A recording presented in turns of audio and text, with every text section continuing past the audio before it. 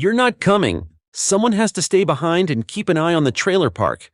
That's what my mom said while tossing me the spare keys and heading out the door with my siblings for their all-expenses-paid Florida beach trip. She even smiled. Smiled like it was nothing. That was the last straw. I'm Riley, 28, technically the oldest of three. I say technically because no one ever treated me like it. I was more like the family intern, unpaid, underappreciated, overused. A year ago, I was still living in that busted old trailer at the edge of Oak Ridge Park. Not because I was lazy or broke, I was paying the bills for everyone, but because my family made damn sure I stayed in my role. I fixed shit. I cooked. I watched grandma's dog. I ran errands for people who never said thanks. My brother Logan would crash on my couch after getting kicked out of his girlfriend's house. My sister Lex would swing by for cash loans that she never paid back. And my mom Pam? She guilt-tripped me with stuff like, "Well, you're already here all the time anyway." Yeah, that kind of family. Last week was the final slap in the face. It was my mom's birthday.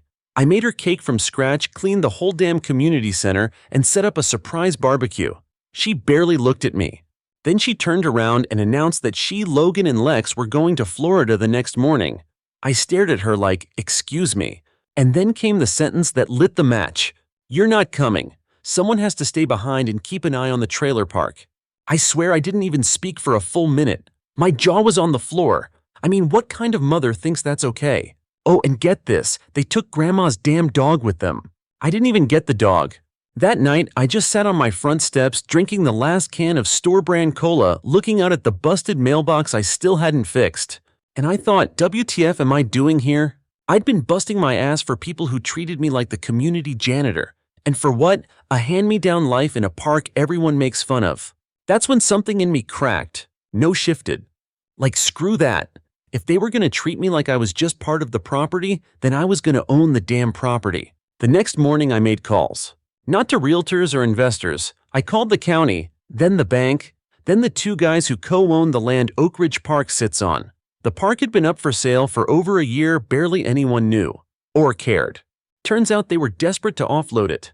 Bad taxes, poor upkeep, no one wanted to touch it.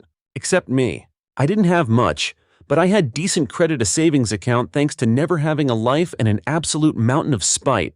Spite'll move mountains, y'all. 3 months later, I signed the paperwork. I became the legal owner of Oak Ridge Trailer Park. You read that right. The same busted park my family used to call the slums. The one they dumped me in like I was disposable. Mine. I didn't tell them. Hell no. Let them think I was still the loser sister who fixed leaky roofs and handed over rent envelopes with a forced smile. I kept it low-key. Just started working late, hauling materials into an old storage unit. I turned into a makeshift office. No one noticed. They were too busy posting beach photos with mojitos and hashtags like Lemao. What they also didn't know, I got a grant. Yeah, from a small business fund that helps renovate low-income housing. I pitched the park as a community hub, mixed-use living spaces, co-op businesses, even a dog park. You know, the kind of stuff I used to beg them to support. And suddenly the girl they left behind. She had blueprints. A business plan. King title deed. By the time they came back from their vacation sunburned and broke, I'd already hired a construction crew to fix the park's drainage system and start laying foundation for a shared laundry facility. They pulled up in Logan's clunky SUV, confused as hell. Why's there caution tape everywhere? Who are these guys with power tools? My mom found me sitting in a lawn chair with a walkie-talkie and a clipboard. She blinked. "Riley, what's going on?" I didn't even look up from my checklist. "Oh, just upgrading the place." "You mean our place?" I finally looked up, and I smiled. Last time when Mom asked me our place, I didn't even flinch. I just tilted my head and said, "No, Mom, my place." The look on her face, priceless, confused, angry, like I'd just spoken another language. "You're kidding," she said. "Nope, got the deed right here if you'd like to see it." Logan laughed like I was joking. "Since when do you buy trailer parks?" I pulled out a folder and handed it to him. "Since y'all left me behind to play property manager while you got drunk on the beach." They opened it. Read it. Went quiet. It felt damn good. That night, I sat on my porch and finally let myself feel it. The win, the shift, the power. For once in my life, I wasn't the one waiting around for someone else to fix the roof or pay the bill or call me responsible like it was a dirty word. I was the fix, the name on the paperwork, the one with the keys. And you know what? I thought maybe, just maybe, they'd get it now. Respect me, or at least stop treating me like the backup plan with a plunger. Ha, silly me. The next morning they knocked on my door. All three of them. Pam, Mom, Logan, and Lex standing like they were staging an intervention. Pam started with her usual fake sweet voice. Honey, we need to talk. We're all a little shocked, that's all. Lex nodded, arms crossed. You didn't even tell us. We thought we were all in this together. I raised my eyebrows. Together, you mean when you dumped me here to babysit the neighborhood and didn't even bring me back a t-shirt? Logan cut in. Look, we get it. You're mad. But come on. You can't just take over the whole park without telling the family. I didn't take it over, I said. I bought it. Legally. I applied. I signed. I paid. You guys weren't even in the state. Pam narrowed her eyes. Well, maybe it's time we talk about what's fair. I swear I laughed. Like a full belly laugh. Fair? You want to talk about fair, I said. Where was fair when I was paying the electric bill for the entire row of trailers? Because you forgot again. Where was fair when Lex drained my checking account with her emergency dental surgery and then got veneers instead? Lex opened her mouth to argue, but I kept going. Where was fair when I missed Grandma's funeral because I had to stay back and clean up after the sewage backup in Unit 12? Oh right, you told me someone needed to stay and hold it down. Remember, they didn't say a word. Pam finally broke the silence. We just think it's important that family decisions stay in the family. I leaned against the doorframe. Cool. Then you should have included me in the last 10 years of decisions, Pam. And then I closed the door. That same week, I officially posted new lease agreements. Fair rent. Affordable. But no more skipped payments, no more IOUs, no more. We're family excuses. Pam was livid. This isn't how we do things, she hissed. No, I said. This isn't how you do things. This is how owners do things. A few days later, Lex came by with a peace offering, store-bought cookies, and an awkward apology. We didn't expect you to actually do something with your life. That sentence pissed me off more than anything else. Do something with my life. I'd been holding this entire ecosystem together since I was 19, and she thought I was just there, like a coat hook or a step stool. You never saw me, I said. None of you did. You saw someone who'd clean your mess, cover your rent, and shut up about it. I mean, we said thank you sometimes. I cut her off. Yeah, and then you'd ask for more. So no. You don't get to play humble now. You saw me as useful, not equal. She looked down. So, you're really kicking us out? I shrugged. I gave you the same lease as everyone else. If you can't afford it, you move. That's how it works now. Flashback. 5 years ago, I was at the DMV with Lex. Her license had been suspended. She didn't want to go alone. I skipped work to take her, paid the fine she couldn't cover, and let her cry in my car for 2 hours about how life wasn't fair. Not once did she ask how my life was going. And that's what it always was, Riley, the safety net. The quiet one. The you're so good with people one. They never thought I'd bite. They thought I'd just keep carrying them forever. Pam tried guilt-tripping me hard the next week. She called during work hours, faked sounding sick, said she might pass out from stress over the rent increase. I'm 62, Riley. Do you want to see your mother evicted? I deadpan replied, I wanted to see my mother acknowledge me. Didn't get that either. She hung up. By the end of the month, Logan was the first to fold. He came to me, offered to help with maintenance in exchange for reduced rent. Said he respected the hustle. I told him no deals. Either sign the lease or move. He signed it. A week later, I found him fixing a gutter in the rain, muttering under his breath. And you know what? I didn't feel bad. Not even a little. Here's the thing. Revenge stories don't always come with explosions and screaming matches. Sometimes they come with legal documents, with monthly invoices, with silence. I never screamed at them. I didn't need to. I let the paper speak. But just when I thought it was done, that the chaos had calmed, something happened that twisted the knife in even deeper. I got a call from our old neighbor, Miss Dottie. She'd overheard Lex talking to someone on the phone about challenging the ownership paperwork. Something about fraud and undue influence. I felt my stomach drop. They were trying to take it back.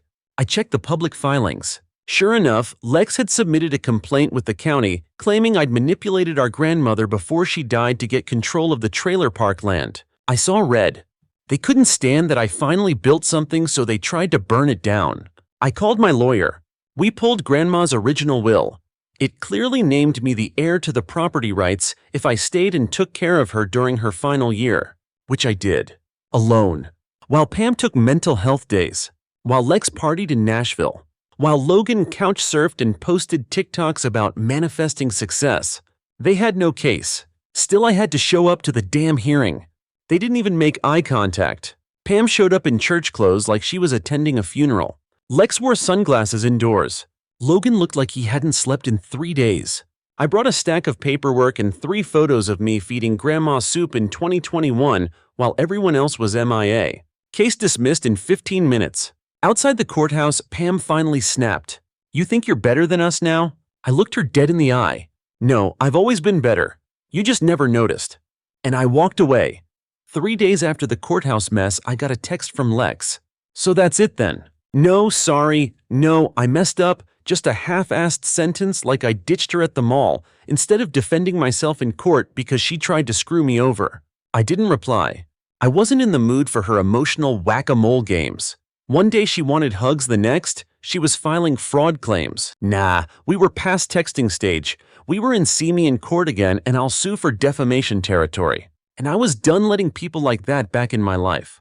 That week, I met with a contractor about turning the 2 empty trailer pads near the front of the park into something better. I was thinking 1 food truck pad with power hookups, 1 tiny community center, a place people could host birthdays, movie nights, stuff like that. You know what my family did with those empty lots? They parked broken down cars and used them to dump bulk trash. I was building something. They'd spent years destroying it. I was mid-meeting when Logan showed up, covered in sweat, holding a busted lawnmower blade and trying not to look ashamed. "I replaced the belts," he said. "Gonna do the front lot this afternoon." I looked up from the blueprint and gave him a nod. "Cool, let me know if you need more gas." He hesitated, then said something I hadn't heard from him in years. "You're really doing it, huh? Making this a place people actually want to live." I didn't say anything. He went back to work. I'd like to say that made me feel warm and fuzzy, but the truth, it just made me tired. Tired of how little it took for a guy to be called changed.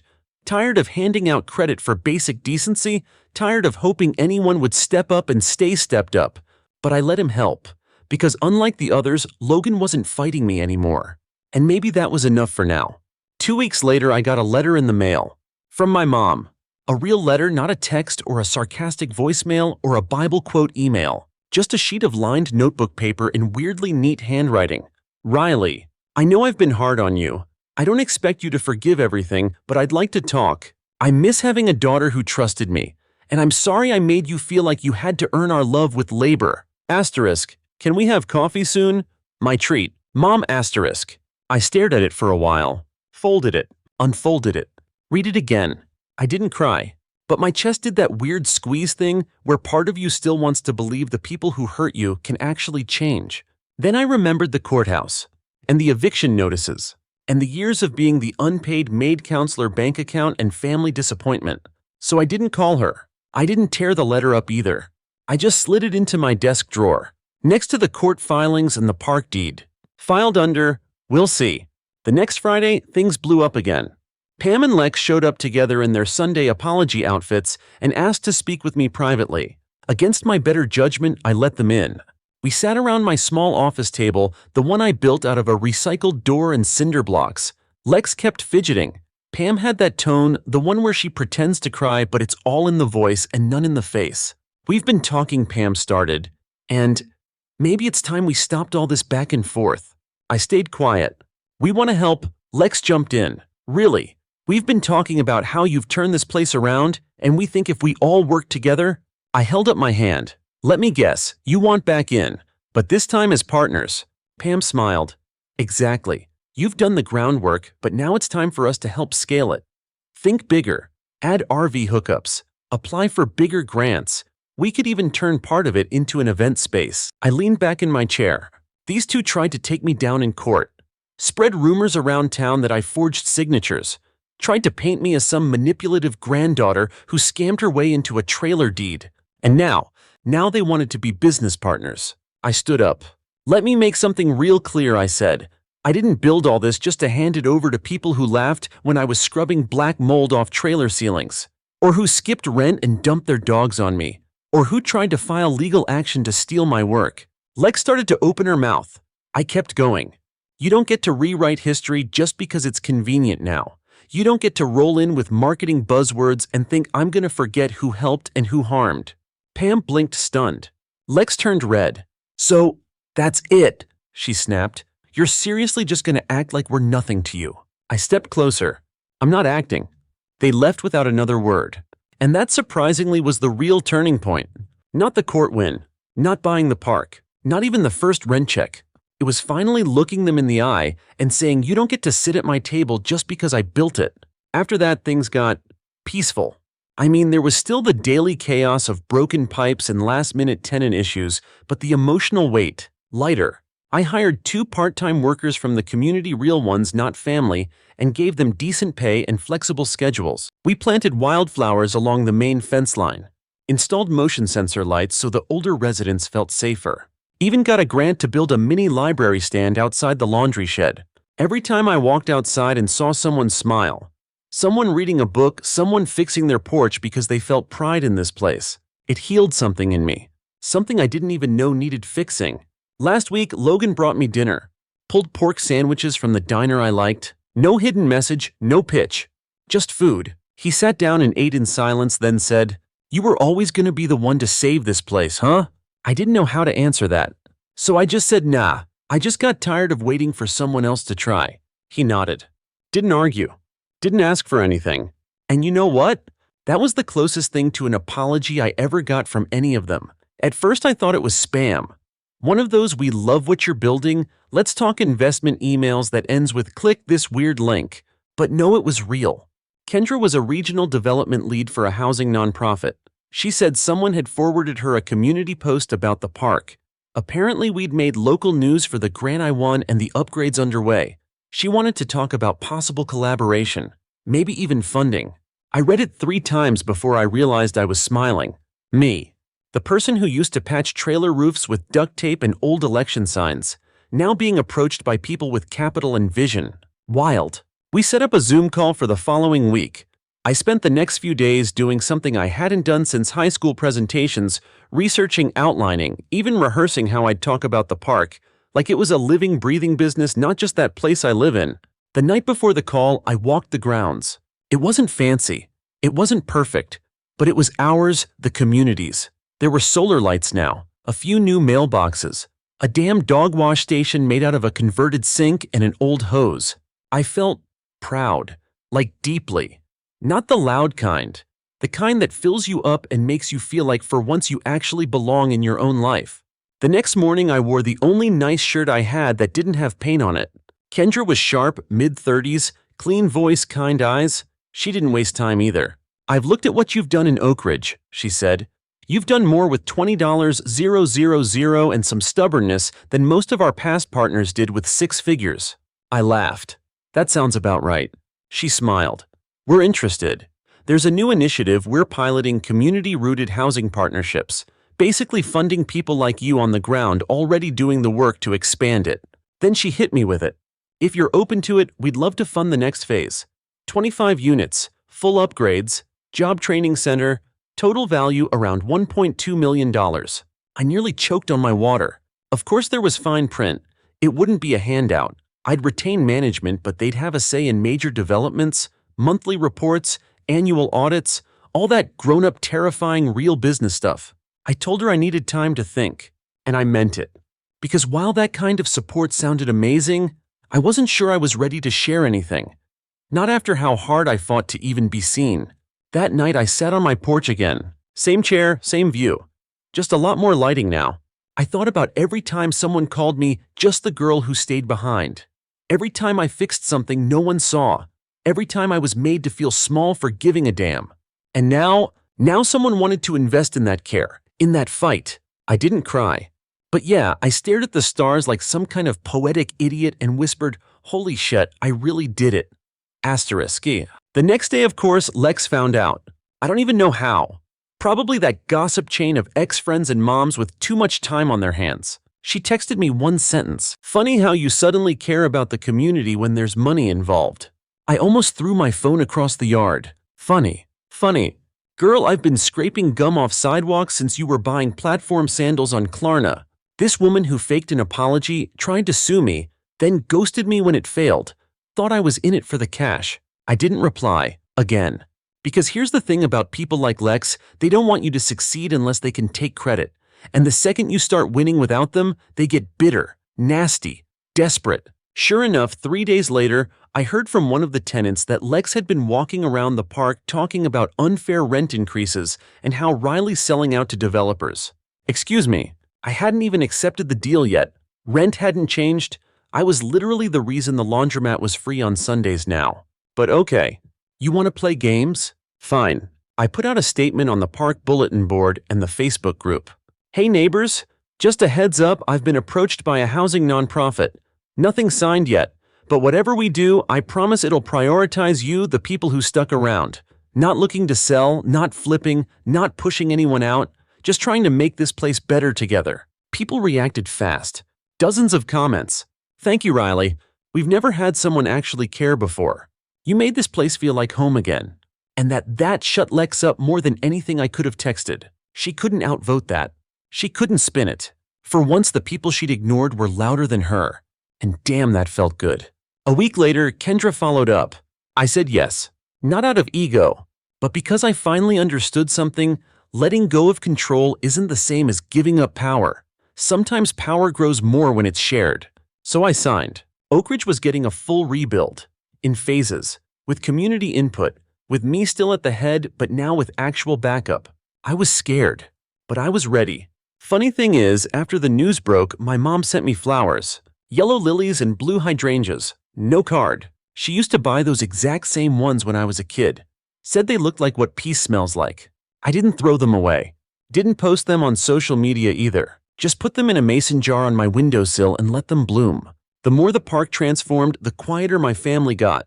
No more surprise drop-ins. No more begging for chances.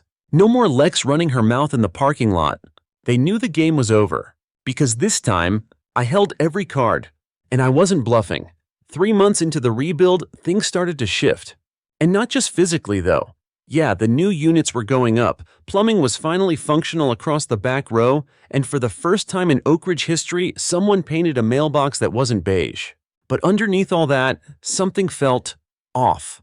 Kendra had been calling more, checking in, asking for updates that felt less like, how's it going, and more like we need this to look good in our annual report. And then came the red flag. We'd like to rename the park. I read the email 3 times.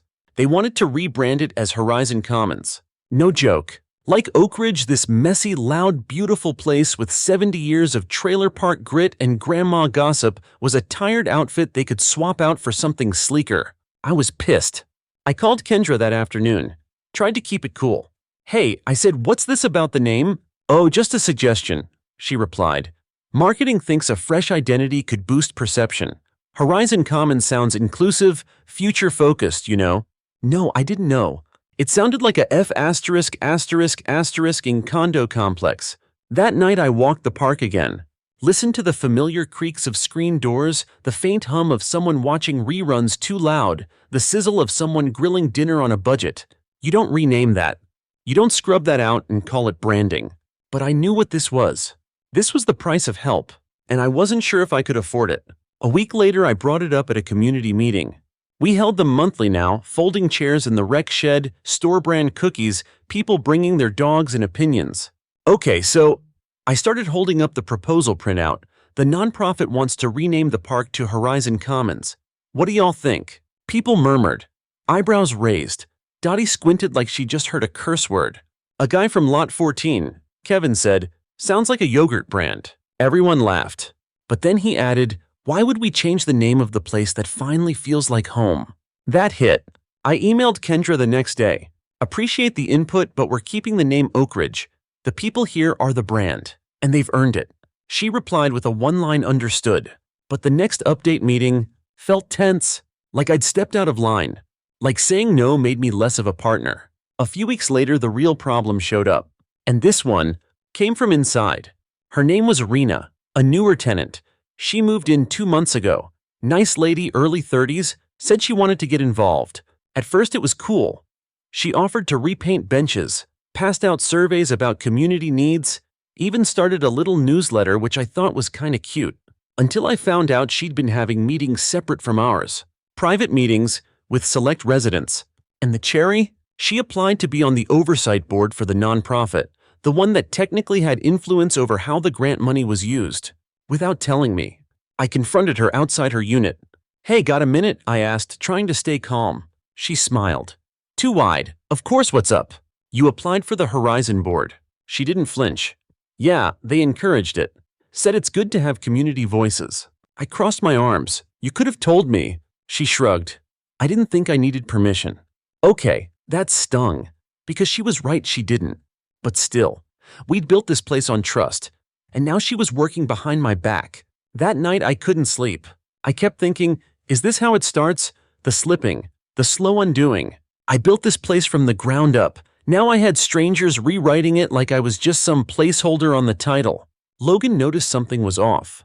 We were fixing a busted step near the laundry shed when he asked, "You good?" I hesitated. Told him about the rebranding crap, the Horizon politics, Rena's weird side hustle. He wiped his hands on his jeans and looked at me like he finally saw me. "I get why you're mad," he said, "but maybe this is the test. You want it to grow right. Growth means giving up a little grip." I rolled my eyes. "You sound like a TED Talk." He laughed. "Nah, I just finally understand what it feels like to build something and not want anyone to break it." That stuck with me. Later that week, Kendra came down in person. First time she'd set foot in Oak Ridge since the deal was signed. I met her outside Unit 5 where the new solar awnings were being installed. She gave me a tight smile. "The place looks amazing." "Thanks," I said. "People here made it happen." She got straight to the point. "So listen, Riley, we've had a few concerns come up in the last round of meetings. Feedback around leadership transparency. Some folks feel a bit out of the loop." I raised an eyebrow. "From who, Rena? I can't name names." *T. I kept my tone cool, but inside I was fuming. "I send weekly reports. I run monthly meetings. Everything's public. If people have issues, they can show up and speak up." She nodded. "We just want to make sure the partnership stays collaborative." I folded my arms. Partnerships go both ways. That night I sat on the porch with Logan again. He handed me a beer. Didn't say anything for a while. Then he muttered, "You know, it's kinda poetic." I looked over. "What is? This whole thing? You built a kingdom out of a dump, and now people want the keys like they helped you mix the concrete." I chuckled. "Yeah, they want the castle but not the work." "Exactly." I didn't make a move right away. I waited. Watched.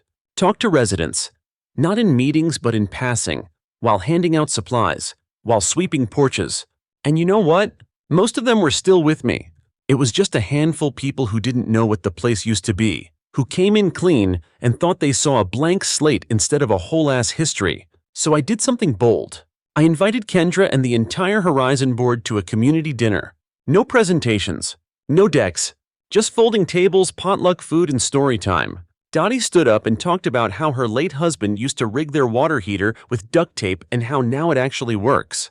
Kevin got up and said his son finally comes to visit because he doesn't feel ashamed anymore. An older teen named Bree told them that she's using our tiny library to study for her GED and that she wants to stay and work here after she finishes. By the end, people were crying, even one of the Horizon reps. And Kendra, she pulled me aside, eyes glassy. "You did this," she said quietly. "Not just built it, held it together. Don't let anyone take that from you." The night after the community dinner, I slept better than I had in months. No phone anxiety. No spreadsheets open at 1 a.m. No replays of old arguments in my head. Just this quiet little voice saying, "You're good now. You did it." 3 days later, Kendra called. "We talked," she said. "The board voted unanimously to leave branding and identity decisions to local management." I blinked. "Wait, seriously?" "Yep, no more rebrand talk, no renaming. Oak Ridge stays Oak Ridge." I exhaled. "Hard. And we'd like to increase the support by 15% this year," she added. "Your community model. It works." I didn't say much, just mumbled a stunned thanks. Because what do you say when the fight finally ends? When the room full of people who once thought you were too small suddenly decides to step back and let you lead. That afternoon, I posted a short update on the Oak Ridge group. "Good news, y'all. No name changes, no weird logos, no outside takeover. Oak Ridge stays Oak Ridge, and we keep doing it our way. Thanks for sticking with me. The comments rolled in like rain on a tin roof. Hell yeah. You earned this, Riley. Proud to call this home. And then one that hit different. You turned a trailer park into a community. That's more than most cities ever do. A few nights later, I got a knock on my door. Not aggressive. Just soft, hesitant. I opened it to find Lex standing there. No makeup, hoodie, holding a manila envelope. I crossed my arms. What now? She looked down. I just wanted to give you something. She handed me the envelope. Didn't say more. I didn't invite her in. She walked away before I could even respond. Inside the envelope, printouts, old photos. Me and Grandma. Me fixing her porch steps. Me helping her into her chair one night. There was a note too, messy handwriting. You were there? I wasn't. I can't fix it, but I see it now. I'm sorry. Lex, no excuses. No blame shifting. Just the truth. And for the first time, I believed her. I didn't text her back. Didn't need to. Some things don't need a reply. Just a release. I burned the note in a coffee can behind the rec shed the next day. Not out of anger, more like ritual. Goodbye to the guilt, the resentment, the ache of being the forgotten sibling. Lex had finally said it. I was there. I always was. Weeks passed. The park bloomed literally. We got a volunteer garden going, a little mural project on the maintenance shed. Kids chalked smiley faces on sidewalks. People cared. And you could feel it in the air. Then came something I didn't expect, a letter from City Hall. It was short, straight to the point. Oak Ridge had been selected for a community award, outstanding local development led by residents. I read it twice. They wanted to honor me at a town hall. No press, just a plaque, a handshake, a moment. At first I almost said no. I don't do spotlights. But something inside said go. Not for them, for you. So I went. Wore jeans and a clean shirt, nothing fancy. When they called my name, I walked up slow. Clapped once to clear my throat, looked around the little room full of strangers and familiar faces.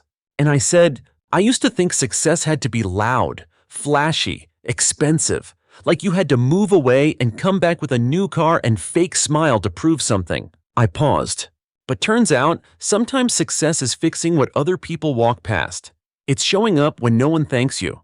And it's building a place where people feel safe, not because it's perfect, but because someone gave a damn. Another pause. Thanks for letting me be that someone. They clapped. I nodded. Walked off stage. And that was it. No fireworks, no confetti. Just peace. Later that night, I walked the park one more time. Past the spot where my mom used to scold me for dreaming too big. Past the shed where Lex and I once hid Grandma's Christmas presents. Past Logan's unit, now freshly painted with a little herb box by the window. And finally back to my porch, where this whole thing started. Just me, a folding chair, and a neighborhood that didn't laugh at me anymore. Didn't mock me. Didn't ask me to stay behind so they could move forward. Because now, I was the forward. The last twist. Pam called the next morning. Didn't even pretend she had a reason.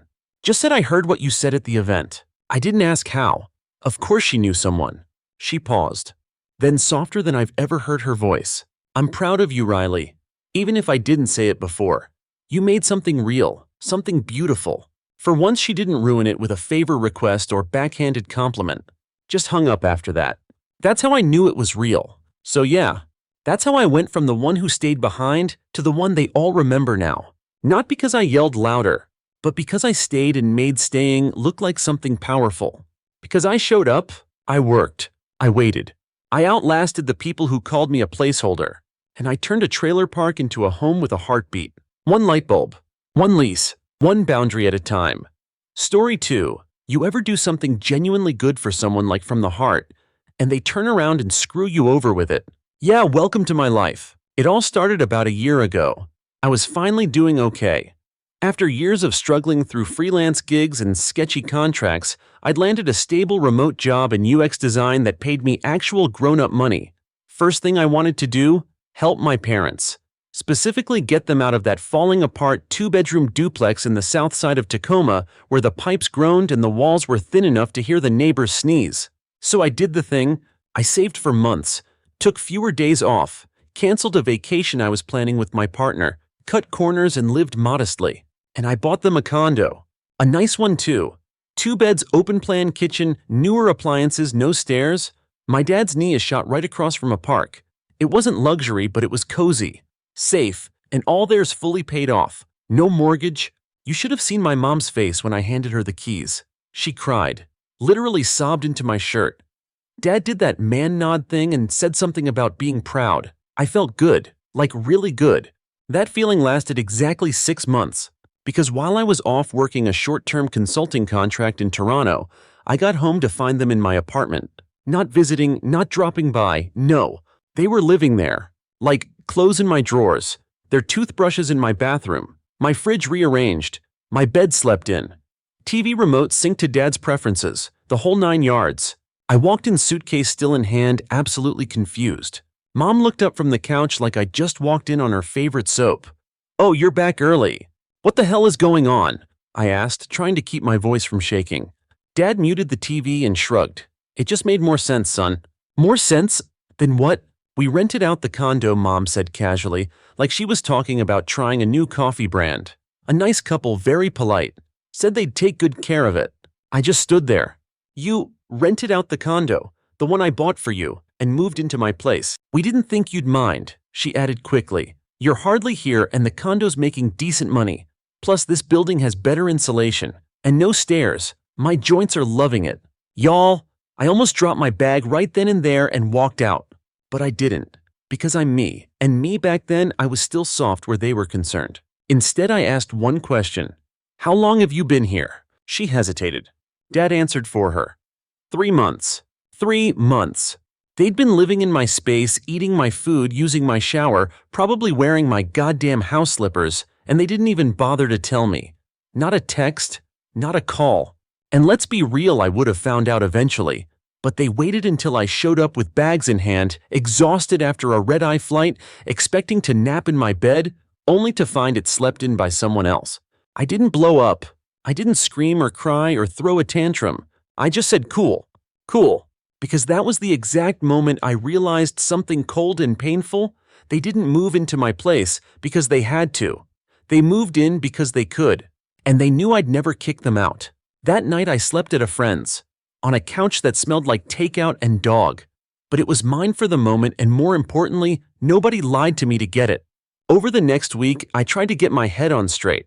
Maybe I misunderstood. Maybe there was some deeper reason. Nope, they were just opportunists. They told the new tenants that the previous owners had passed the property down to them, charged them below market rent, painted themselves as these humble, struggling retirees. Meanwhile, they were using my Netflix account and scolding me for not keeping the fridge stocked. By the time I confronted them, I had receipts.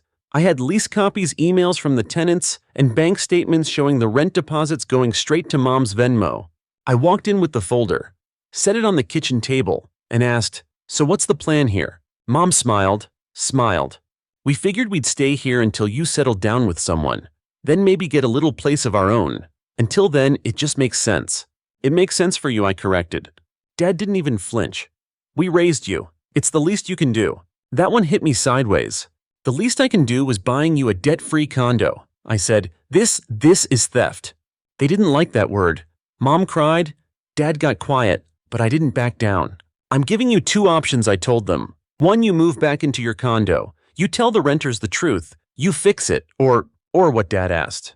You start paying me market rent, starting next month." They laughed. They actually laughed. "You're going to charge your own parents' rent?" Mom asked, like I'd just suggested clubbing baby seals. "You're not entitled to my home," I said. "This isn't love, this is control." They didn't answer. And that silence, that's when I knew the battle had just begun. They didn't move out. That was the kicker. Even after I laid out the options condo or rent, they stayed. Like nothing happened. Next morning, Mom was in the kitchen making pancakes. Like we were on some 90s sitcom. "Want some?"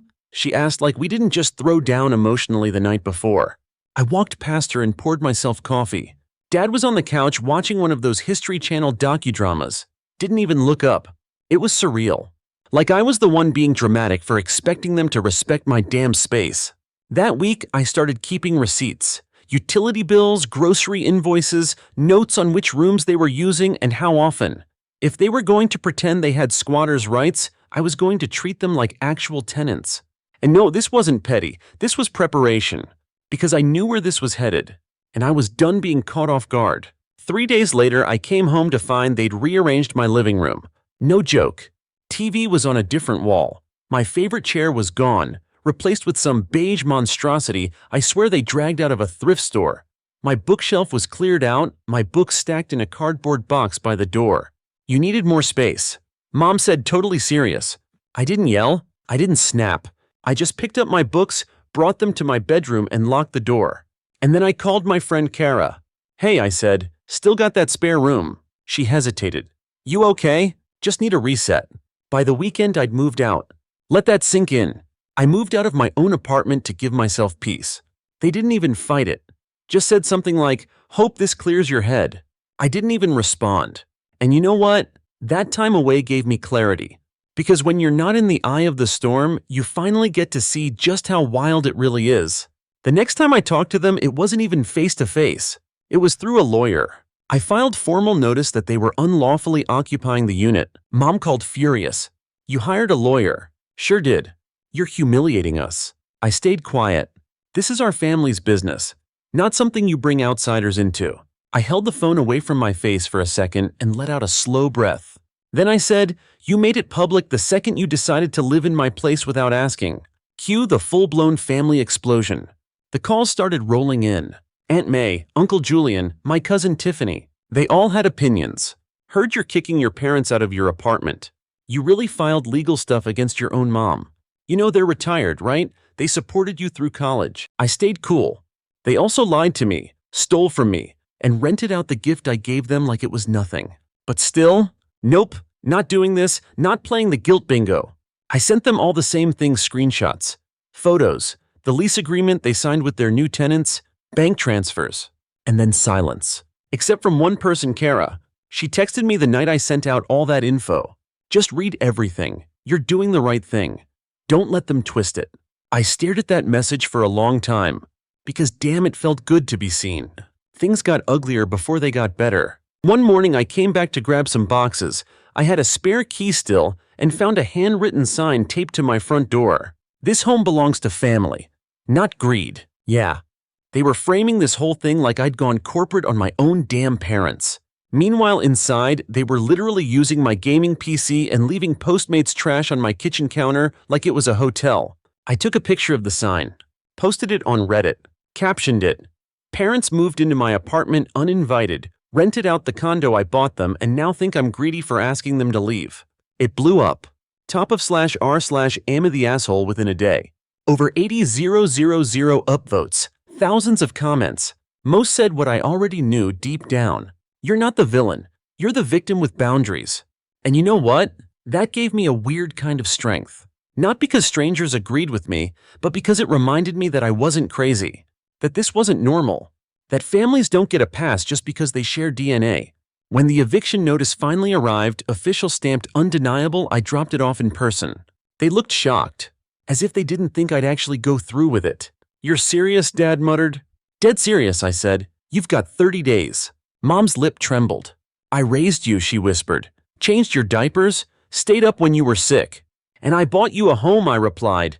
"Paid for it in full, and you spat on it." She turned away. I walked out. Here's the wild part. They still didn't leave. Not at first. Instead, they tried to fight it legally. Claimed that they had an oral agreement with me. Said I'd invited them to stay indefinitely. It was laughable. My lawyer shot it down instantly. But it showed me just how far they were willing to go. They didn't want a relationship. They wanted control. It took 2 months and a court date. But eventually the judge sided with me. They had 2 weeks to vacate. No appeals. No wiggle room. And when moving day came, I wasn't even there. I was on a beach in Mexico. Kara and I toasted with cheap mojitos and plastic straws. Because screw it, I needed to celebrate something. They moved out. But it wasn't over. Because 3 months later, I got a call that would kick off the real twist in all this. Something that would make everything explode again. So 3 months go by. The apartment's finally mine again. I changed the locks, did a deep clean, replaced my chair, you know, the one they tossed out like it was trash. Life felt quieter, like a pressure valve had finally been released. I wasn't angry anymore, just free. And then my phone rang. It was Mom. For a second, I thought about letting it go to voicemail. But curiosity got me. "Hello," She didn't waste time. We need help. No hello, no small talk. Straight into the ask. What kind of help, I asked, already bracing myself. She sighed. We lost the condo. My heart didn't race. My voice didn't crack. I was calm, colder than I used to be. How, I asked. The tenants, she said, they trashed it. Trashed it. Ripped out shelves, stained the floors, took some of the appliances. There's water damage, mold. The HOA's threatening legal action if we don't fix it. I let the silence stretch. Then she added, like it would soften the blow, we're going to need about $20,000, minimum. I laughed. Out loud. Why are you calling me? Her voice broke a little. Because we don't have that kind of money. You had money, I said, voice still even. You had a fully paid off place. You had rent income. You had options. You chose this. We didn't know this would happen, she whispered. I sighed. Yeah, neither did I. I didn't know the people I trusted most would rent out the home I gave them and hijack mine. She went quiet. Then Dad got on the phone. Of course. We need the money, he said. You have it. This isn't a request. This is family. There it was again. That word they used like a crowbar. I stood up, walked to the window, looked out at the skyline. My city, my life, mine. You sold me out, I said. And now you want me to help you clean up the mess. It's not like that, Dad snapped. It's exactly like that. He exhaled. Look, we raised you, fed you, gave you everything you needed. I shook my head. And I paid it back 10 times over. I gave you a home, and you turned it into an income stream and squatted in mine. You ungrateful little... Click. I hung up. And just like that, I felt lighter again. A week passed. They tried again. This time through Uncle Jeff. Yeah, that Uncle Jeff. The one who used to tell me to suck it up when I got bullied as a kid. The one who once told me depression was just being lazy with extra steps. He called out of nowhere. You really gonna turn your back on your parents? He said before I even got a hello in. I didn't take the bait. I turned my back on manipulation, Jeff. If that's what you mean, he huffed. They're family. Family doesn't lie to you and then bill you for the damage.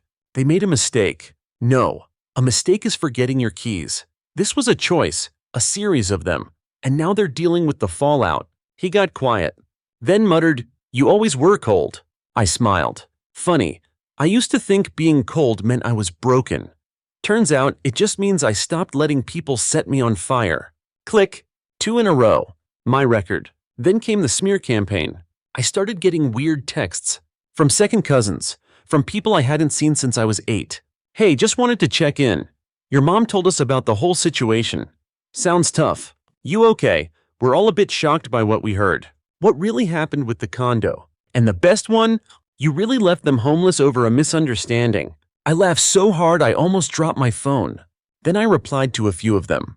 Just a link to the Reddit post. Let them read the comments. Let them see the receipts. Let the truth talk for me. By the end of the month, the calls stopped. I guess the damage was done. The condo sat empty, still in ruins. They couldn't fix it, couldn't sell it. The HOA fines piled up.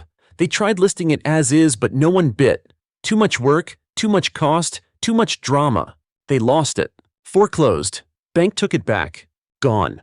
One afternoon, I got a text from an unknown number. Hi, I'm Rachel. I was the tenant in your parents' condo. I stared at it for a second. Then replied, What's up? She responded, I just wanted to say sorry for what happened. We didn't know it wasn't their place. When things started falling apart and we stopped hearing from them, we panicked. I ran into your mom at the grocery store today. She looked bad. Said you hate her now. I didn't answer right away. Then she added, She said she regrets everything, but she's too proud to call you. I read that message about 5 times. Then I blocked the number. 'Cause regret with no accountability is just manipulation in nicer clothes. I didn't hear from them again. Not for a while. Until, yep, you guessed it. They showed up. At my door. Holding a small suitcase between them like they were kids getting dropped off at summer camp. Just for a little while, Mom said. Until we figure something out. I didn't move. Didn't open the door fully. Just looked at them. Tired, fragile, beaten down. And for a second, just a second, I felt that old tug. That stupid, dangerous empathy. Then I looked down at the suitcase. And said there's a Holiday Inn down the street. I'm sure they have rooms. Dad's face twisted. You're seriously turning us away. I'm seriously protecting my peace. Mom opened her mouth to say something, probably a plea, probably a guilt trip, but I'd already closed the door, locked it, turned off the porch light, and went to bed. It's been almost a year since I shut that door in their face. A full year since I stopped being the son who gave everything and got guilt in return. Since I stopped being their emergency plan, their emotional punching bag, their walking ATM. And let me tell you, it hasn't been perfect, but it's been peaceful. I never knew how heavy things were until I dropped them. The fallout didn't end when they lost the condo. They tried circling back once or twice.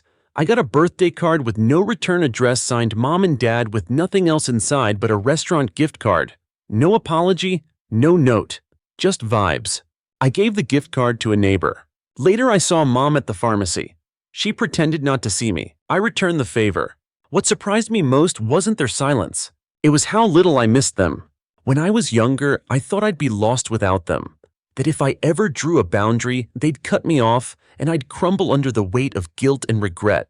But the truth, I didn't miss walking on eggshells. I didn't miss being gaslit into thinking love was earned through sacrifice.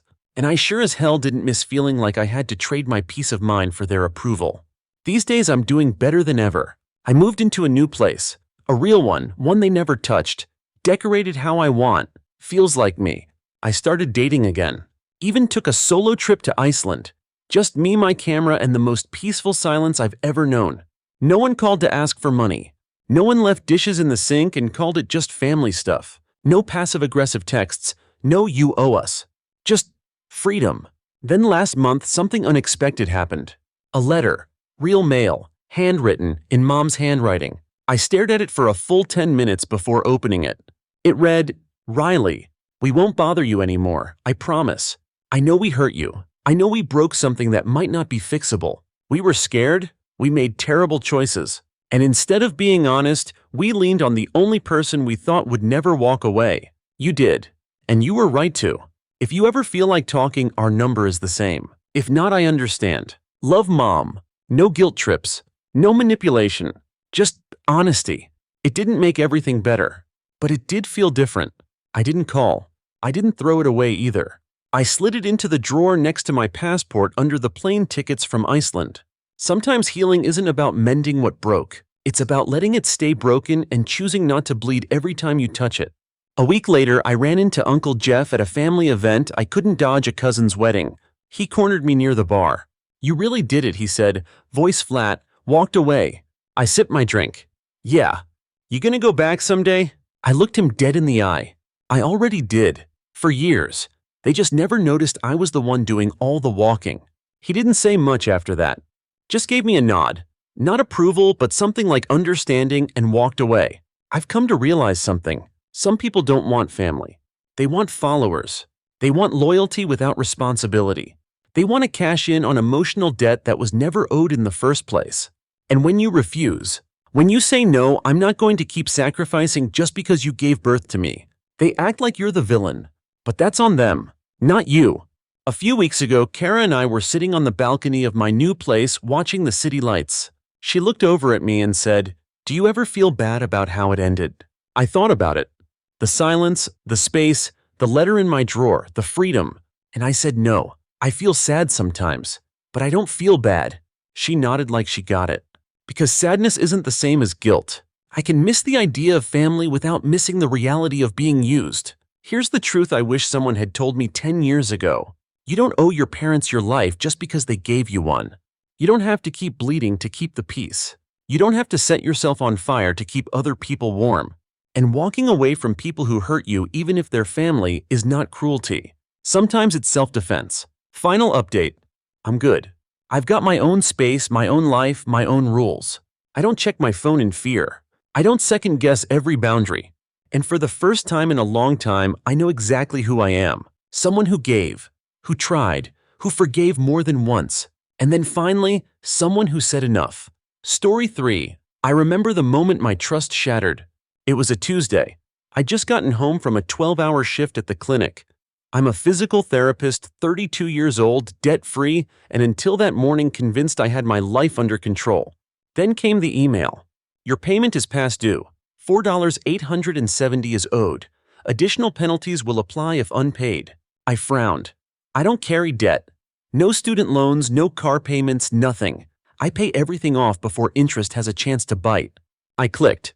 There it was, my full name, correct address, even the last 4 digits of my social. It was from a lender I'd never even heard of. The account A personal loan taken out 3 months ago. That email sucked the warmth out of the room. I called the lender immediately. After a few robotic menus and a long hold, a woman picked up. Yes, she said. You're listed as the primary borrower. Funds were dispersed to a bank account ending in 3041. That number triggered something in my brain. I knew that account. I'd sent birthday money to it last year. It was my younger brother Kyle's. Flashback, 6 months ago. Ben, it's just a signature. Kyle said, tapping the side of the contract with a pen. It's not even a real loan yet. Just pre-approval forms in case I move forward with the startup. If I don't use it, nothing happens. He was 26, then the kind of guy who always had 5 projects, 0 stability, and endless charm. He was my opposite in every way. You've pitched me 3 businesses this year, I replied, and 2 of them involved selling things you never owned. That was a misunderstanding. He laughed. This one's different. A real logistics app. Real investors. Against my better judgment, I gave him limited financial access temporary, I thought. Just enough to show good faith. Just don't do anything stupid, I warned. He grinned. When have I ever? I should have known that was a trap. Back to now. I dug through my emails praying I was wrong. I found the paperwork. A digital signature form I vaguely remembered. It was tied to a temporary financial proxy I had given him months ago. He never canceled it. I hadn't thought to revoke it. I called him that night. He didn't pick up. I texted, "We need to talk. Now." 5 minutes later, he responded. "Relax, Ben, I've got it under control." The next call I made was to my parents. "Did you know about this?" I asked the moment my mom picked up. A pause. Then Kyle mentioned he was having some trouble.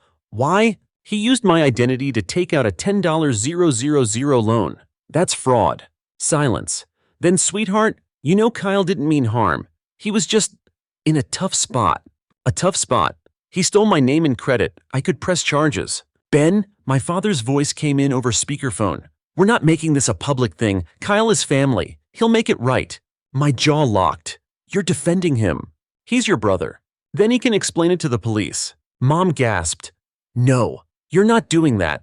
If you file, you're dragging your own family name through the mud. So you want me to eat $10K and pretend it didn't happen? You make good money, Dad said flatly. You can afford it. That was when I realized something terrifying. They weren't just excusing him. They expected me to carry the weight again. This wasn't new. Kyle had always been the dreamer, the free spirit. Meanwhile, I was the steady one, the reliable older brother, the backup plan, the safety net. And I was done. That night, I didn't sleep. I drafted an affidavit for the loan company. I included screenshots, the original proxy, form, the timestamps, and my request for revocation months ago. Then I emailed the bank's fraud department. Subject line: loan dispute, unauthorized use of identity. By morning, I had a response. We've frozen the account. A full investigation is underway. Later that week, Kyle finally called me. Ben, he said casually, I heard from Mom that you're freaking out. You stole my identity. He sighed. Technically, you gave me permission. For one thing, not a 5-figure loan I'd be on the hook for. I was gonna pay it back, he snapped. You just panicked before I had the chance. Oh, right. Because taking 5 months and ghosting me is your way of handling things responsibly. There was a pause. Then he said the quiet part out loud. Well, you've always been the one who fixes things. That was it. That sentence. That assumption that I would clean it up again. I hung up without saying a word. 2 hours later, my parents called again. Ben, Mom said we've talked it over. Kyle's willing to apologize. To who, his future cellmate? You're being cruel. I laughed. No, I'm being responsible. You should try it sometime. Listen, Dad jumped in, voice tight. You either drop this or you're out of the family. That stopped me cold. They had said the words out loud. I took a breath, then calmly replied, enjoy your golden child. A week passed. 7 days without a single text from my parents.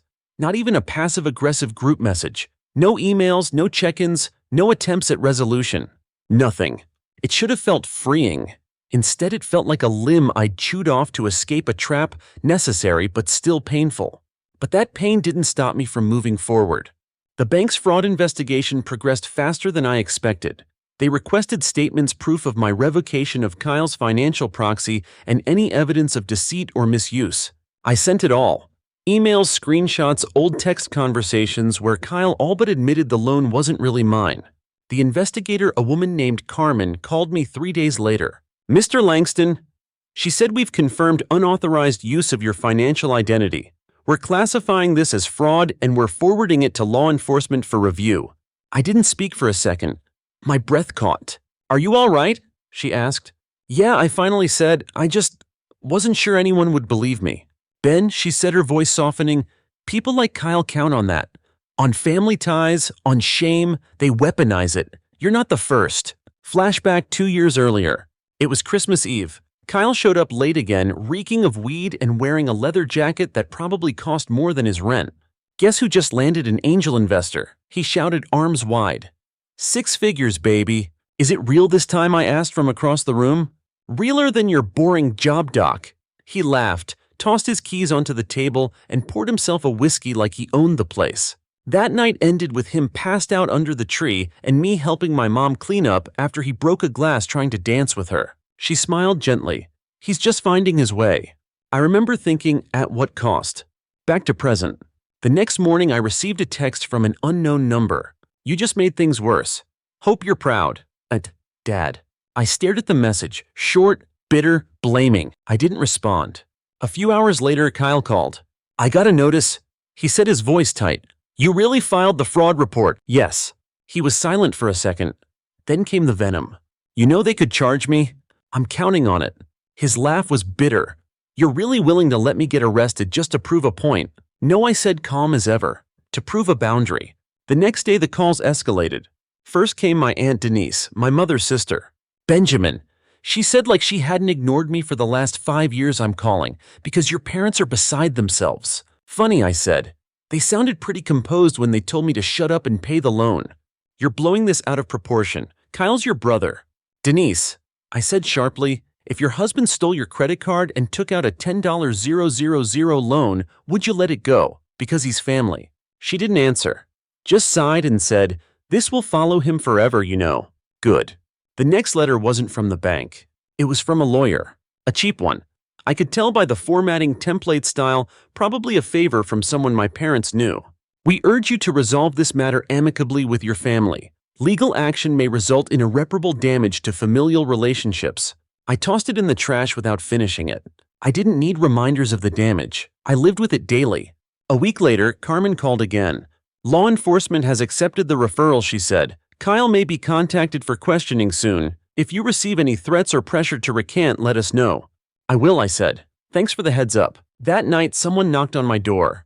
I checked the peephole. Kyle. I hesitated, then opened it. Only halfway. He looked worse than I'd ever seen him. Unshaven, pale, shirt wrinkled like he hadn't changed in days. "Ben," he said, swallowing hard, "they called me." "Then you already know what this is about." He shoved his hands in his jacket pockets. "I need your help, man." I stared at him. "You need my help again." "I'll go to jail." "You should." He winced. "Come on, dude. You know I didn't mean to screw you over." "Yes," I said. "That's the problem. You never mean to. You just do it anyway." Flashback college years. Kyle's car broke down during my junior year. I gave him my emergency credit card just for repairs. He spent $600 on repairs and $2,000 at a casino in Reno. When I confronted him, he said, "Bro, I was trying to double it for you." "I'm scared," Kyle admitted. "I'm not your safety net anymore," I said, voice flat. "You didn't even apologize." "I'm sorry," he blurted. I waited. "No, you're not," I finally replied. "You're just afraid." He leaned against the doorframe. "Mom and Dad said if you don't drop this, they won't forgive you." I met his eyes. Then maybe they were never really my parents. Kyle flinched. He tried one last shot. "This'll mess me up for life." "I hope so," I said, "because maybe that's what it takes for you to grow up." Then I closed the door in his face. That night my mom called. No hello. Just, "I hope you're happy." Then a pause. "He could lose everything, Ben." I said nothing. "He's your brother." "No," I said, "he's your project. I'm just the backup plan you burned through." She hung up without another word. And for the first time, I didn't feel guilty. 2 days after the door slam that ended our last conversation, a letter came in the mail. Not a text, not an email. A handwritten letter. From my mother. I almost tossed it, but something about the familiar handwriting, the old-fashioned cursive, made me pause. I opened it and began to read. Benjamin, I hope you're still the thoughtful boy I raised. Not the man who hangs up on his mother and throws his brother to the wolves. I'm writing because I want you to understand that you're hurting this family more than you realize. We raised you to support one another. Kyle made a mistake, but he's your brother. We do not destroy each other over money. If you continue with this, you're not just losing your brother. You're walking away from your parents, your home, your history. Please come to dinner Sunday night. Just talk to us. Be reasonable. I folded the letter in half and tossed it into the drawer with my expired coupons and old takeout menus. Not because I was angry. Because it was sad. They weren't reaching out to make things right. They were trying to guilt me into forgetting. Sunday night, I went. Not to forgive, but to make myself heard. Their house looked exactly the same as it had when I was a kid. Same porch light buzzing faintly. Same wind chimes near the door, same cracked flower pot under the mailbox. Inside, it smelled like roast chicken and manipulation. Mom greeted me with a too-tight hug. Benjamin, she said softly, thank you for coming. I said nothing. Dad was at the head of the table, dressed like it was a job interview. Kyle was already seated, eyes red, wearing a sweater I'd given him 3 Christmases ago, still with the tag on the back, probably never worn until now. We sat. The tension was thick enough to slice. We just want to talk. Dad began. I nodded. Then talk. We think you should drop the complaint, he said bluntly. Of course. Kyle looked up. Look, man, I know I screwed up. I do. I was just desperate. I thought I could fix it before you even noticed. You didn't even call me, I said. You could have come clean before it got this far. But you didn't. I was embarrassed, he muttered. No, I said you were counting on me bailing you out like always. Dad shifted in his chair. Let's not rehash everything. You're both adults. Let's figure out a solution. There is a solution, I said. It's called accountability. Mom clutched her napkin like it might save her. Ben, if you don't stop this, he could lose his job, his apartment, his freedom. I looked right at her. And if I hadn't caught it in time, I'd have lost my credit, my future. Do you understand that? She didn't answer. Kyle spoke again. I'll pay you back. With what I asked. Your invisible savings account, the one from the startup that never existed. He winced. I'm working again. Part-time. Great, I said. Send me a check for the first $100, then we'll talk. Mom leaned forward, her voice dropping to a whisper. This isn't who you are, Benjamin. I pushed my chair back. No, Mom.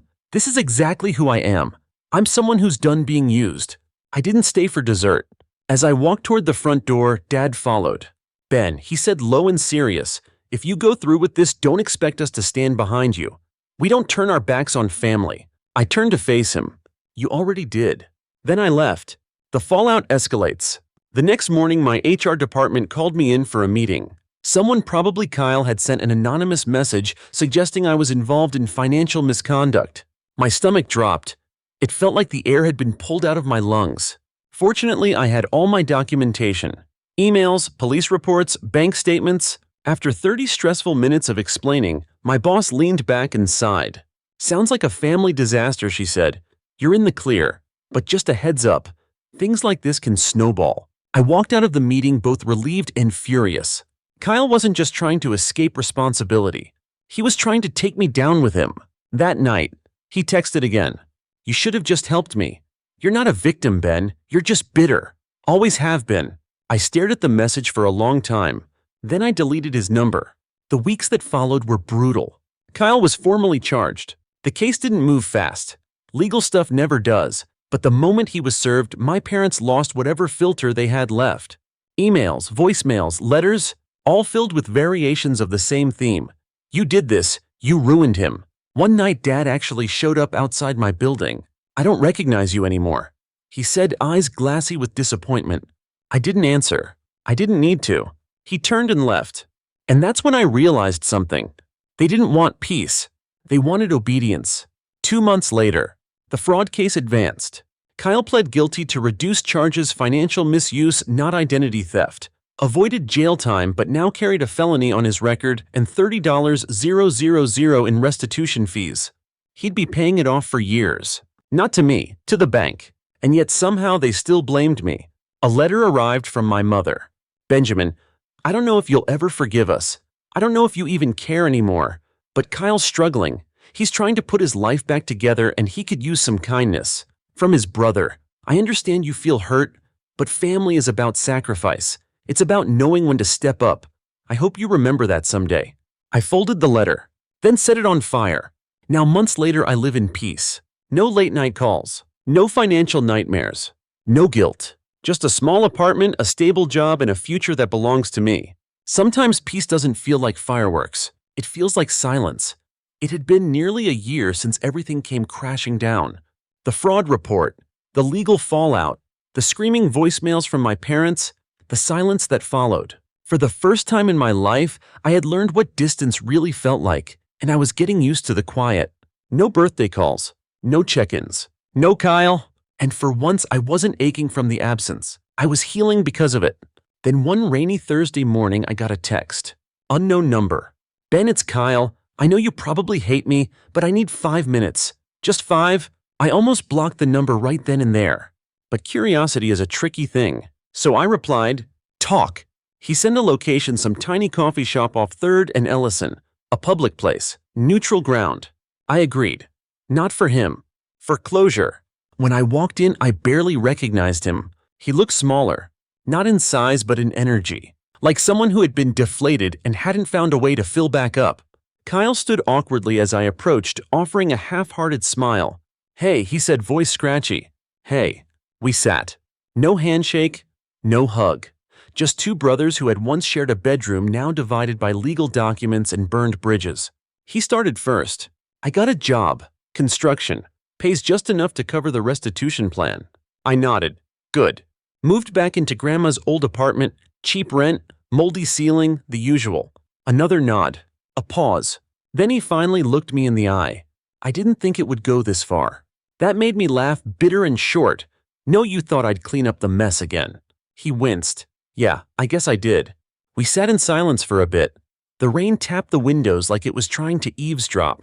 I'm not here to ask for anything, Kyle added quickly. I needed to say I'm sorry. For real this time. Sorry for the loan I asked, or sorry you got caught. He shook his head. Both. But mostly for putting you in that position. For making you the enemy when I was the one who crossed the line. I folded my arms. You didn't just cross it, you bulldozed it.